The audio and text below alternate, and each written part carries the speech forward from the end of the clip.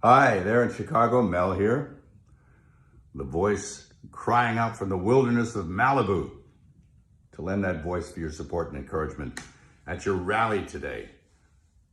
The Coalition for Canceled Priests. I mean, it's not hard to believe that there is now such a thing, as personally I know many priests who have been canceled.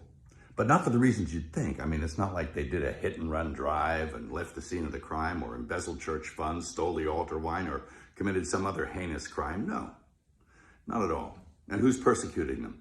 Well, their own bishops. How's that? Yep.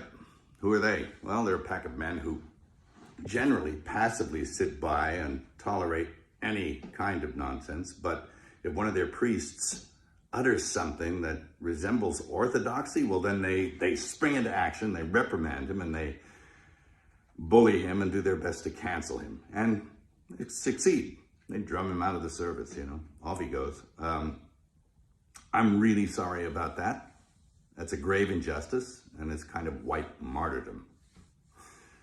And it's nothing new. It really isn't. It's nothing new. And it's a symptom. It's a symptom of a very deep sickness that afflicts the church. It did not happen overnight.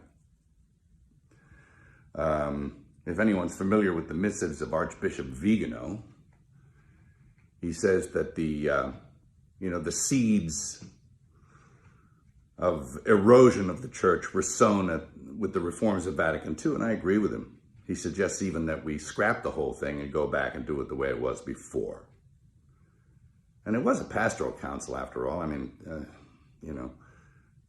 there was nothing wrong. It didn't need to be fixed. They were doing pretty well.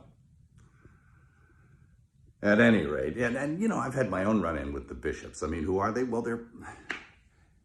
I remember when I directed The Passion, I went to the USCCB to get support for the film. And those men couldn't get away from me fast enough. And all but a few of them turned their back on me. And it was pretty telling about who they were. A pretty insipid bunch. And it doesn't look like anything's changed. Geez, I remember back in the 70s, old priests, good priests, who were bullied and persecuted by their bishops. There was a rash of it back then also, and it was because they wanted to maintain what it was that they were ordained to do. They didn't want to go along with the new liturgy and the reforms of Vatican II, and so that they were really heavily leaned on. It was never abrogated, the old Mass, never, and it still hasn't been. You can't. It's protected by quo primum. But they were bullied and badgered and put in insane asylums, and it was pretty sad to watch. And this kind of thing is now happening again. And how are we supposed to know the good guys from the bad guys? Well, we were given a standard by which to judge them.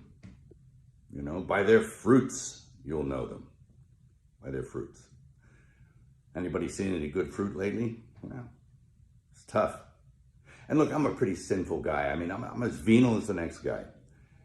But I know the difference between a shepherd and a hireling. And I think that the vast majority of these bishops are just a bunch of hirelings. And my question is, who's hiring them? I don't think it's Jesus. Is it Francis? Who's hiring Francis? Is it Pachamama? I mean, I think you need to look at the whole institution. And, I'll quote Archbishop Vigano again in saying that he believes that there was a parallel counterfeit church set up to eclipse the real one. He's suggesting usurpation or an inside job. It seems that way. Anyway, of course, we know the gates of hell will not prevail against it. The victory is God's, not ours. And it will flourish if we keep it in our hearts. It can flourish in our hearts and keep the faith. And that's what's going to happen. That's what I encourage you to do. Again, I'm sorry for your pain, the injustice. I'll definitely throw something in the hat to add my support. And God keep you and God bless you. Thank you.